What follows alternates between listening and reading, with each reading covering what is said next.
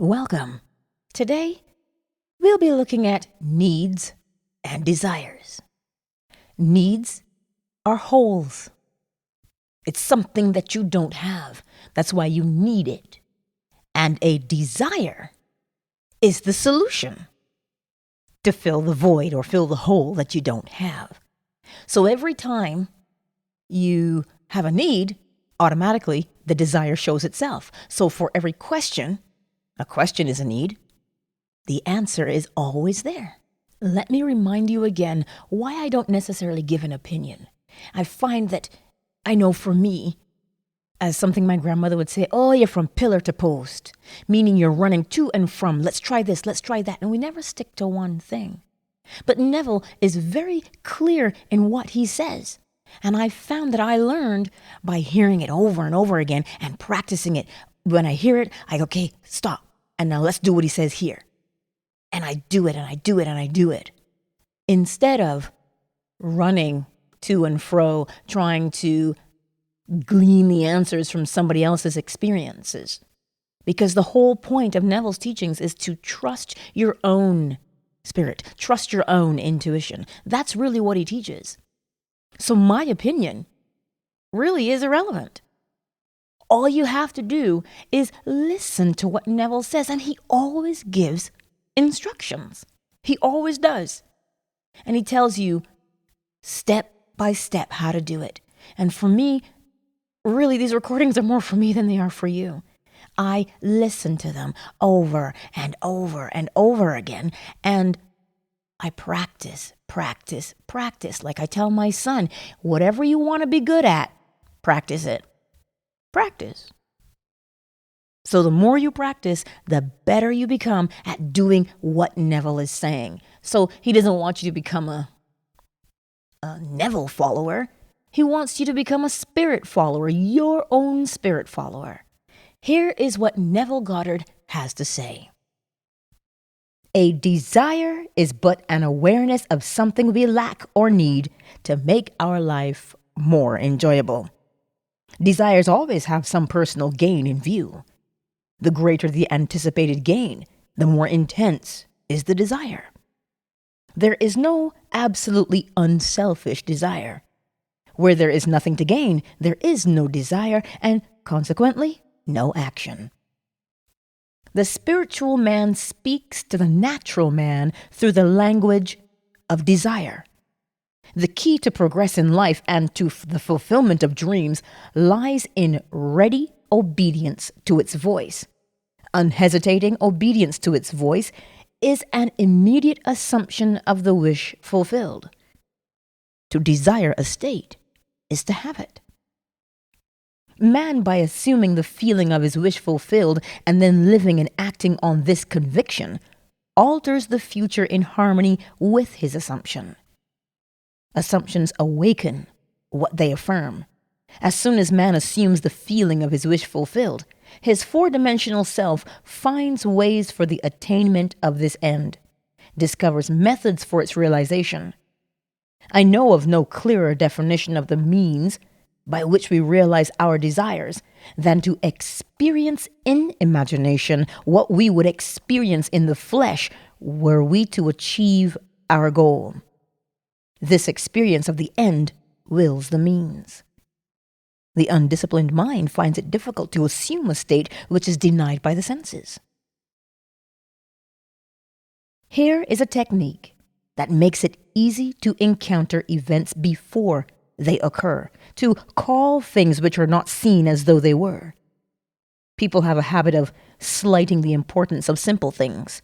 But this simple formula for changing the future was discovered after years of searching and experimenting. The first step in changing the future is desire. That is, define your objective. Know definitely what you want. Secondly, construct an event which you believe you would encounter following the fulfillment of your desire. An event which implies fulfillment of your desire. Something that will have the action of self-predominant. Thirdly, immobilize the physical body and induce a condition akin to sleep. Lie on a bed or relax in a chair and imagine that you are sleepy.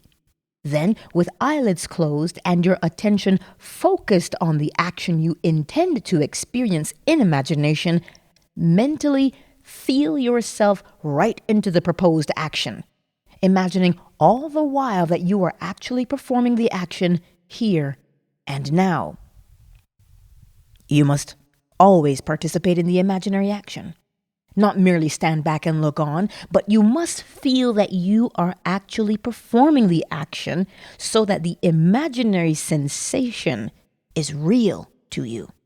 It is important always to remember that the proposed action must be one which follows the fulfillment of your desire. And also, you must feel yourself into the action until it has all the vividness and distinctness of reality.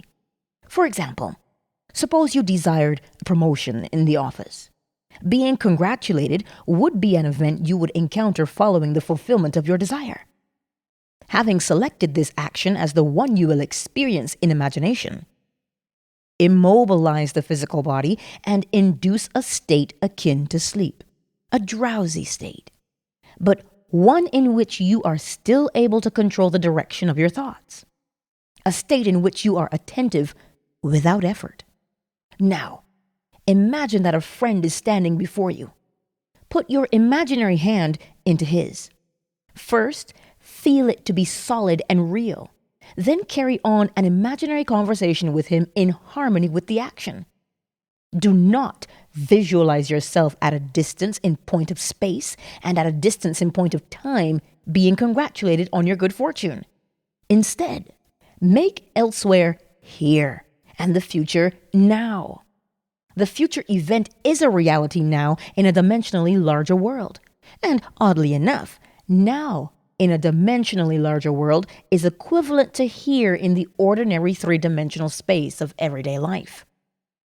The difference between feeling yourself in action here and now and visualizing yourself in action as though you were on a motion picture screen is the difference between success and failure.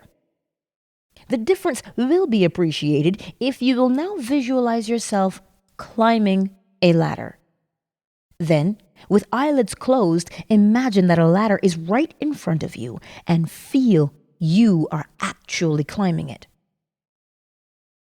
Desire, physical immobility bordering on sleep, and imaginary action in which self-feeling predominates here and now are not only important factors in altering the future, but they are essential conditions in consciously projecting the spiritual self.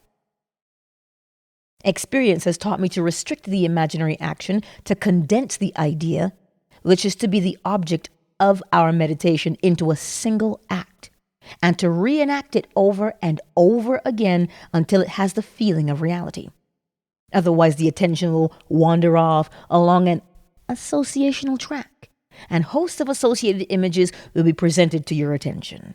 In a few seconds, they will lead us hundreds of miles away from our objective in point of space and years away in point of time.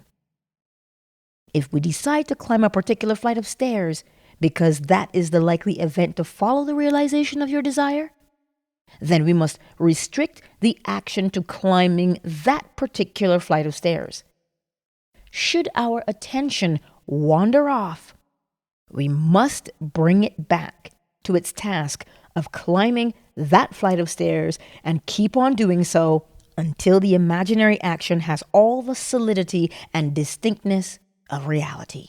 We must, with the minimum of effort, permeate the mind with the feeling of the wish fulfilled. Drowsiness facilitates change because it favors attention without effort, but it must not be pushed to the stage of sleep in which we shall no longer be able to control the movements of our attention, but rather a moderate degree of drowsiness in which we are still able to direct our thoughts. A most effective way to embody a desire is to assume the feeling of the wish fulfilled, and then, in a relaxed and sleepy state, repeat over and over again, like a lullaby, any short phrase which implies fulfillment of our desire, such as "thank you," as though we addressed a higher power for having done it for us. Define your objective. Know definitely what you want. Secondly, construct an event which you believe you would encounter following the fulfillment of your desire. An event which implies fulfillment of your desire, something that will have the action of self-predominant. Thirdly, immobilize the physical body and induce a condition akin to sleep. Mentally feel yourself right into the proposed action, imagining all the while that you are actually performing the action here and now. Welcome